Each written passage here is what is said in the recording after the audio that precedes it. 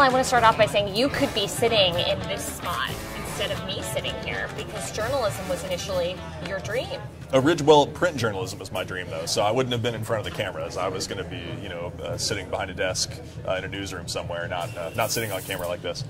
You never know where it can take you. Amen. So, what kind of led you on the path where you are today? By just being involved in the community. I love Kansas City, and I've always had a lot of curiosity about how it works, and as I grew older, that curiosity started to translate into trying to understand why we have the disparities that we have in our community. As a young person, you just think everything that's going on around you is normal. As I became an adult and as I started to have work experience, I realized, no, probably the reason that we have differences in income and differences in life expectancy and differences in the quality of life in different parts of Kansas City is because of economics and policy choices. And I was looking for a way to understand that and have a language to describe it. So when I was in my mid-20s, I went back to school and got a master's degree in public administration from UMKC. And at UMKC, I studied how do you create affordable housing and how do you bring private investor capital into low and moderate income communities to make good things happen. And what's the impact of having high quality infrastructure on a community. Those, I learned, are really the things that make communities grow. And then I got the opportunity to test that out in the real world in the private sector by building affordable housing and investing in community development and building infrastructure in communities all over the country. And I just saw the power of making those investments in neighborhoods and investments in people, and about how that's really what creates the growth and prosperity that communities need to be safe and need to be healthy. And so it was kind of just, in my career path, it was that interest in trying to understand how do we use economics to make the world around us a better place. And then that led me naturally into getting involved in politics, because that's the way that you have to really impact your community. At some point you have to make that choice to say, I'm going to become an activist and try to get my voice in the conversation. And then I just kind of had some experiences throughout my development in political activism that made me realize it was time for me to step forward and put my name on a ballot and become a candidate. And that's what led me to this conversation. What did your family think when you said this was something you wanted to do? This was a decision that we made together. This was not something where I woke up one day and said, this is something I want to do. This was an ongoing conversation between my wife and me about, we're committed to this community long term. We are going to be living here. So this wasn't a question of, is Phil going to run for office or not? This was a conversation that had been going on for years about what's the kind of community that we want our kids to grow up in, and what do we want to see for our own family and everybody else's family in Kansas City. And the conversation always just kept coming back to, if we as Kansas City could just do things the way that we've been doing them in our business, with a focus on people and neighborhoods, instead of a focus on luxury development and a focus on things that are meant to grab headlines. And what if we focused on things that really strengthened our community at a grassroots level and a neighborhood level? And just continue to come back to the conclusion that in order to have a seat at that table where those decisions are made, you have to put yourself out there and run for something. And I've been politically active in Kansas City since I can remember, since I came back from college, really. And that's always been helping other people run for office, helping to knock on doors and send letters and postcards and campaign and raise money and raise awareness for other candidates. And in having that experience, I just learned a lot about what it takes to run a successful campaign. And so that experience, just helped lead us to the decision as a couple that it was time for me to go for this. And Elizabeth is completely, to say that she's supportive would be an understatement. Like, this wouldn't be happening without her full participation.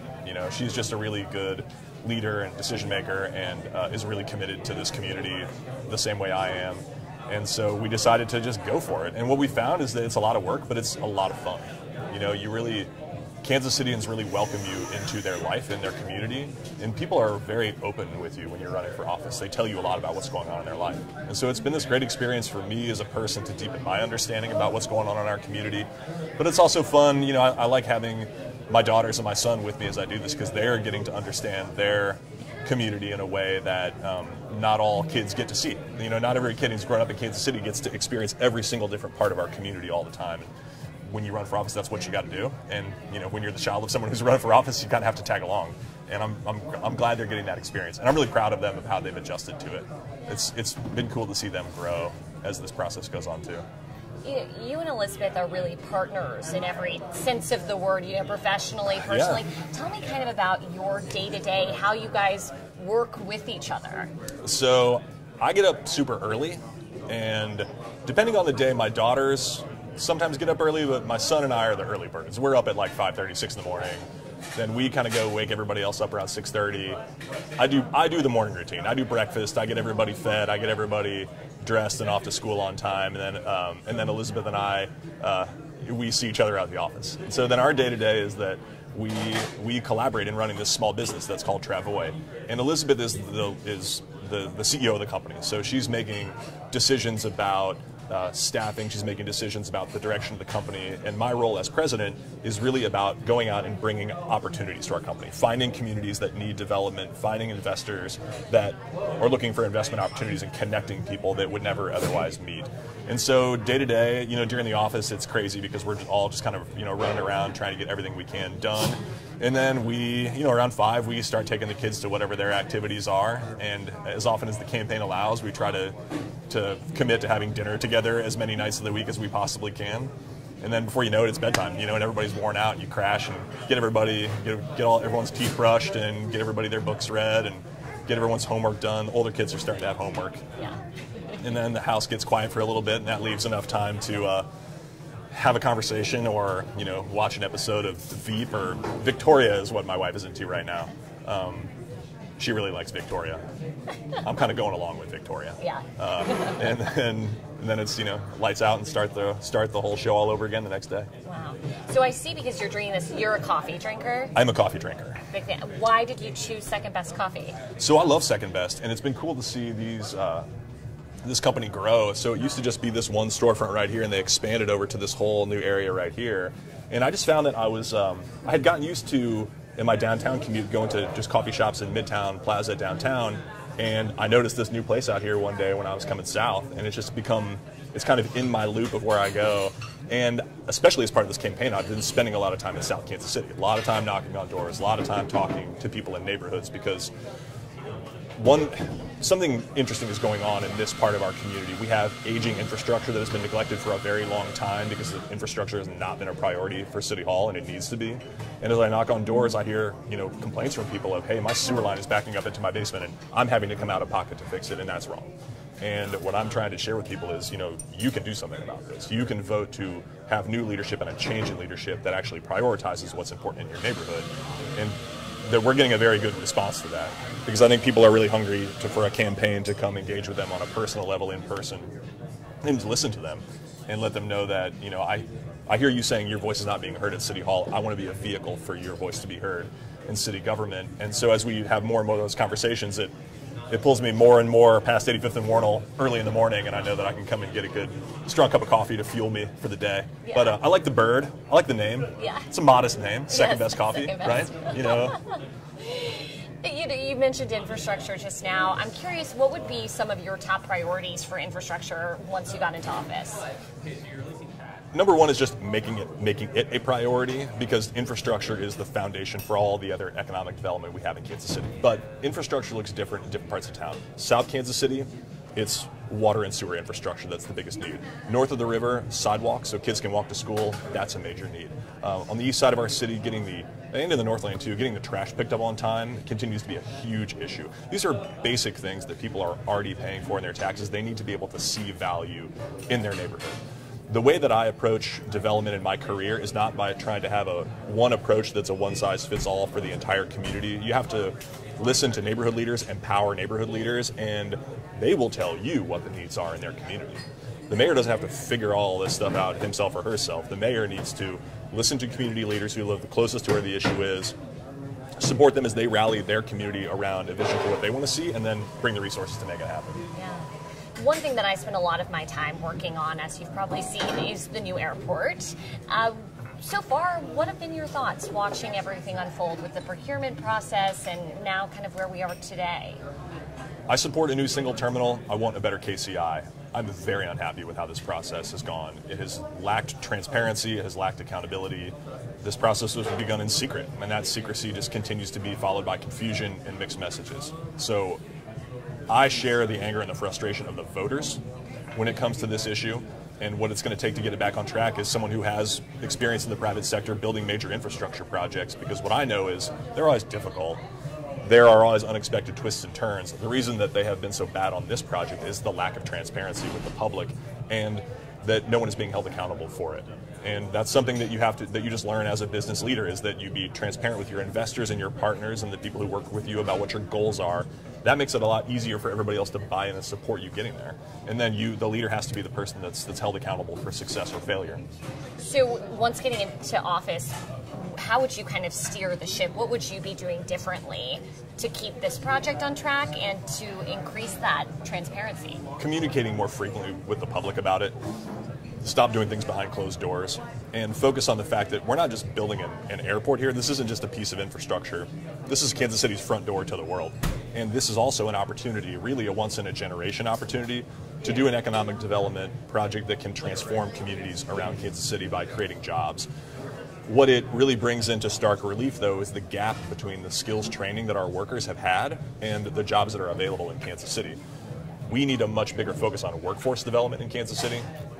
The way that I've seen it develop, from someone who's grown up here and has seen a lot of change in Kansas City, I feel like I've seen a lot of change on the skyline. I haven't seen a lot of change in neighborhoods, and I want to do something about that. The way that I think we need to do something about it is change our mindset. For the last 20, 30 years, economic development in Kansas City has been about investing in buildings. It needs to be about investing in people. Because today, if you look at unemployment region-wide, it looks pretty good, 3.5%. The problem is, once you start going neighborhood by neighborhood within Kansas City, Missouri, you find neighborhoods where that rate is much, much higher. Concentrated unemployment. Yet at the same time, we have companies in technology and construction, also in retail and other businesses, that are saying, we cannot find enough employees. We have open jobs that we can't fill today. That makes me sad, it makes me unhappy, but it also is a great opportunity, because it means that if we can get our people the skills training they need, and to build a transportation system that actually gets people to work, that we can close that gap with people who live in Kansas City today. And that kind of goes into another thing I wanted to ask you, which is about the crime that we experience in Kansas City and some of the root causes of that crime, which I know you've talked about a lot and you kind of touched on just there. So in your opinion, what are some of the causes? Well, first, I just think that when it comes to crime in Kansas City, we've had reports, we've had commissions, we've had talk, we have not had concrete action to address the problem. And part of addressing the problem does mean getting more officers trained through the academy on the job, and to get that experience so that they can build relationships with neighborhood leaders and do the job well. But then we have to take a step back and recognize what you just said, which is that there is a connection between the failure of our economy and the violence in our community. We have to build more affordable housing, because a lack of affordable housing is destabilizing families. You add to that picture this lack of quality jobs, a connection between skills and opportunities. That lack of quality jobs is making this problem worse. And then when the city can't provide basic city services in your neighborhood, the neighbors have a feeling of neglect. That is a recipe for crime and violence. Every individual act of violence has thousands of causes, and I would not say to any of the 136 families that were impacted by this last year that I know what you're going through, because I don't. I've never experienced that tragedy in my own life. But as somebody who is in business and as somebody who has played leadership roles in this community, the one thing that I can see connecting all these incidents seems to be the economic situation. Substandard infrastructure, insufficient affordable housing, and no jobs. So if we don't address the economic environment in Kansas City, we're not going to be able to make progress on this issue. And so day one getting into office, what would be some of the short-term steps that you would take to kind of start, obviously there's not one solution, but to start chipping away at the problem? One of the most important things that a mayor does when the mayor takes office is make hundreds of appointments to boards and commissions. The boards and commission members on things like the Tax Increment Financing Commission, the Planned Industrial Expansion Authority, but also things like the Parks Board and the Board of Truman Medical Center, these have a real impact on how economic and community development happens in Kansas City. And we need to appoint people who have knowledge of how these processes work, but also people who have experience being leaders in their neighborhoods, who are going to come to these meetings, scrutinize projects, ask tough questions, and bring my philosophy into every conversation, which is how do we build affordable housing so our people can stabilize their neighborhoods, build long-term relationships with their neighbors, and how do we get our people quality jobs that they have the skills and the reliable transportation to succeed in long-term and to truly thrive in. So day one, fill those board and commission appointments with people who share that vision. And I will say that that vision is widely shared throughout Kansas City. I think sometimes within the small insular world of people who are very well connected at City Hall, some of these things seem like they're a little bit out there. The truth is, when you go knock on doors, you talk with voters throughout Kansas City, this is exactly what they have been saying for years, which is they want to focus on the basics in Kansas City, a focus on the things that truly create stability in a family and in a neighborhood. Tell me about your experience on the TIF board and kind of what you learned while you were doing that. We did some things on the TIF Commission I was very proud to be supportive of. A new grocery store at 39th and Prospect, exactly the kind of thing the TIF program should be used for. But we also used the TIF program to subsidize projects that were for successful corporations in parts of Kansas City that were already doing well. And that is not what the TIF program should be used for, because we're talking about investing dollars that would otherwise be flowing to our public schools and libraries. And as we've been talking about, workforce development is the key to our economic future. We should only be taking we shouldn't be taking money away from education for a project that doesn't need it. So it was an eye-opening experience. It showed me that people in Kansas City are really hungry for a leader who is not willing to challenge the status quo, that people want a leader who is willing to, people want leadership, basically. You know, I think that people want to see leadership that will follow through and not just provide rhetoric, but actually provide real action. And so I was removed from the TIF Commission for standing up for what I believed in. And that also made me realize that all these years of activism that I had engaged in that had brought me to the point where I was in a position where I could do something for my community. I wanted to go beyond just being in a position to advise the economic development direction of our city. I realized that I need to be in a role where I can lead the economic development vision of our community. And I think when it comes to leading the economic development vision of our community, again, it's all about investing in people. And if we're going to use these economic incentive programs, we should only be using them in communities where we have real blight, on projects that provide things the community truly needs. Was there one particular project that really just kind of put you over the edge in terms of saying, this is outrageous, we should not be using TIF for this? It was a progression. I was consistent over a long period of time of saying, I wasn't just saying, here's what we should not be doing with TIF. I was trying to say, here's what we should be doing with TIF. We should be using this as a tool to reinvest in communities that have been suffering from blight, bringing grocery stores into food deserts, bringing affordable housing into communities that lacked that family stability, and a focus on bringing net new jobs to our community, not just playing this shell game of shuffling jobs back and forth across the state line. And that message, again, is something that resonates citywide. That's what voters believe. That's what citizens already know. And what I found in that experience of the TIF Commission was that inside that more well-connected, smaller, more insular world, that point of view is outside the mainstream. And in order to make it mainstream, you have to run a citywide campaign where you put that on the agenda, and you campaign based on, you ask everybody tough questions, where do you stand on these issues? And I believe that I'm the only person that has a really clear stance on these issues.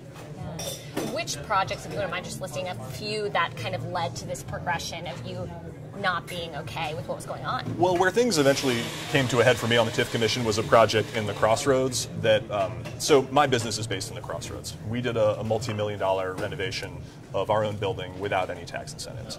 At that same time, there was a multi-million-dollar hotel project being built just a few blocks away in the Crossroads, built with capital from out-of-town investors, no incentives required.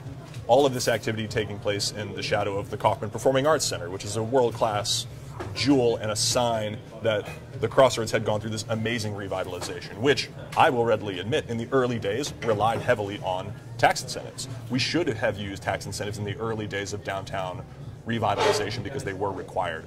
But I believed from the evidence around me that our neighborhood in the Crossroads had arrived at a point where it could attract private investment without the use of taxpayer subsidies. The individual project that I believe proved that I was right about this was an idea to move an architecture firm that was already based in the Crossroads from one side of the street to the other into a building that a very successful real estate developer had already owned. I did not believe that the project could not get access to capital another way. I stood with the parent leaders and the educators and the school district representatives who were pleading with the TIF Commission and the City Council to not do this. I believe that they were right. I stood with them. I believe that we were proved right because fortunately that company, that TIF deal did not happen. That company is still based in Kansas City, still growing, still being successful. And the only result of it was that I got removed from the TIF Commission for saying what I thought and standing up for what I believed. But that's okay because getting into a position of influence in Kansas City should never be about just getting into that position and hanging on to it. I think we have major changes coming in our community and our economy. And the only way that we're going to come through this and be stronger on the other end is if all of us start standing up for what we believe and saying what we think. So Phil, tell me a little bit about your plan for affordable housing in Kansas City. You can take some coffee first. Yeah. This is going to be a long one, so I need coffee. We need public-private partnerships to address our affordable housing shortage in Kansas City. There is not enough money in the budget at City Hall to build all the new houses that we need. And that's not the way that you should do it anyway. My experience of building affordable housing is you work with community leaders to identify what they want to see in their own neighborhood. To the extent there are public dollars that you can use as leverage, you get them. But the majority of the funding for this, in my business experience, has to come from private investors. And those investors are out there, and they're looking for opportunities. I believe that we can make Kansas City a hub for community development investment in affordable housing and quality jobs for our people. I don't want to put words into your mouth, but it sounds like a lot of the things that you're saying relate to bottom-up development rather than top-down. Would that be an accurate way to describe it? I would say grassroots development. I would say neighborhood-led development, neighborhood-scale development. We've had plenty of investment in luxury high-rises downtown. The investment we need now is in our neighborhoods. And the way that you do that is perhaps at a smaller scale, but it's going to have a bigger impact on people's quality of life. And it's something that we can replicate in neighborhoods across Kansas City. Because as different as we like to believe all of our neighborhoods are, the truth is everybody wants the same things. They want safe streets, they want solid infrastructure, and they want housing they can afford so they can stay in their neighborhood long term, build relationships with their neighbors. My wife Elizabeth and I have 3 kids. I see how stability helps our kids do well in school, and I see how stability in our neighborhood helps all of us in the neighborhood get to know each other, watch out for each other, and keep our streets safe. That's what every family in Kansas City should have. That's what every family in Kansas City wants. And the city can do so much to help that become possible. I'm going to double check my sheet because we're moving through so many topics. I want to make sure I'm not missing anything. Okay, so another thing I wanted to ask you about is the streetcar, which is another big thing that we've been talking about in terms of the transportation world. What do you think of the extension to the riverfront? Because obviously we have 2 going on, but first of all, what are your thoughts on the extension to the riverfront? I think that we need to finish what we start in Kansas City, but then we need to step back and ask ourselves, what is truly the goal with public transportation in Kansas City? The problem with public transportation is that it only reaches 18% of the jobs. That number is unacceptably low to me. The different vehicles we use, literally and figuratively, that's not what's most important. What's most important is building a system to get workers to jobs. The system we have today means that there is somebody out there who has the desire to work hard, the skills training to be successful, and can't seize that opportunity because they don't have a reliable car. That's wrong. We shouldn't have any barriers between our people who want to work and success in the workplace. And one of the ways that we break down those barriers is by reimagining our transportation system so that it focuses on getting people to work. And I think that having a conversation only about fixed rail is just way too limited. Most people who use public transportation in Kansas City use the bus system. I rode the MAX as my primary transportation for years. I still ride it pretty often. And we can build a system where that is the most comfortable, most reliable, most efficient way to get to work in Kansas City. I'm committed to doing that long term. And so, obviously not a focus just on the fixed rail, but do you also support the extension down Main Street? Again, I believe that we need to finish what we start. And I think that there's a consensus in this community about the extension to UMKC. We need to continue to seek the outside funding that it's going to take to make that happen. But once we complete that leg, we have to get off of this single track that we're on of only talking about the streetcar and have the real conversation about getting our workers to jobs. Another thing, moving on to the next topic. What do you think of the mayor's proposal for pre-K? Will you be voting yes on that? I will be voting no. I believe that we need to build toward a system of comprehensive pre-K and a comprehensive system of affordable childcare in this community. In my business, we provide on-site childcare for our employees, and that's one of the reasons that we've seen our company grow. If we have a comprehensive system of childcare in Kansas City to make it easier for workers to be successful and to have that peace of mind and stability to really focus on work, our city will grow too. But this current tax proposal does not have the support of our professional educators, and as I have continued to learn more about it, I have come to the same conclusion that they have, which is that we need to keep our focus on this as a goal for our community long term, but the proposal that's on the ballot is the wrong way to do it, and I'll be voting no. Phil, there are, I think, 11 people. It's hard to keep track of the number. It keeps moving. 11 people in this race. What do you think makes you stand out? My business experience. I've built affordable housing, I've created quality jobs for people, and I've invested in communities across the country. Those are the things that we need here in Kansas City. I haven't just been talking about it, I've been doing it. I also think that the way we're campaigning sets us apart. We are knocking on people's doors. We're directly contacting voters. We're engaging in a grassroots campaign that is volunteer-driven and community-driven. The people who have supported our campaign financially, it's a very large number of people who have given what they can. It's not a few wealthy, well-connected donors. It truly is reflective of the community of Kansas City. And I think that one of the reasons people are frustrated with politics is that they feel like they aren't included in the way a campaign should be run. And one of the reasons people want change is that they feel like their voice is not being heard at City Hall. And I think to be able to become mayor in a way that we really hear every voice at City Hall, we need to run a campaign that brings all the voices of Kansas City together within the campaign. How would you be a different mayor than Mayor Sly James? Well, I want to start by saying that I voted for Sly James twice, and that I think he has worked very hard, and I think that he has done a lot to restore pride in our city, and that positive things have happened while he has been mayor. I think something that needs to be done differently is we need a leader who can lead by consensus and lead by collaboration. I run a small business. Small businesses thrive on consensus and collaboration. And what the city needs is leadership, but leadership doesn't just mean giving orders and expecting them to be carried out. Leadership is setting out a vision, helping everybody understand how accomplishing that vision is in their interest, and then collaborating with people and leading everybody toward a common goal. And on the topic of collaboration, how do you see yourself working with leaders in the region? Because Kansas City, Missouri is, certainly not an island on its own. So right. How do you see that, and what sorts of issues do you think that you would work with other leaders on? The most important collaboration that's needed is collaboration with the council, making sure that the Northland and the Southland are working together, and making sure that we are not divided east and west. Working collaboratively with the council and working collaboratively with neighborhood leaders in Kansas City is what's most important. But you're right, Kansas City is the heart of a thriving metropolitan region. We have to identify the other communities in our metro that have things in common with us. And we need to work together to attract employers and to attract economic activity to our communities. So I love every different part of Kansas City. I have friends and relatives living all over the metro, but specifically I see a lot of opportunity for collaboration between KCK, KCMO, and Independence. I think each community has leadership right now that's focused very much on workforce development, community reinvestment, true community development. And to me, that creates a political opportunity to collaborate, because ultimately we're stronger if we work together than we are as if we try to pretend that we're individual cities on these isolated islands, because the truth is we're not.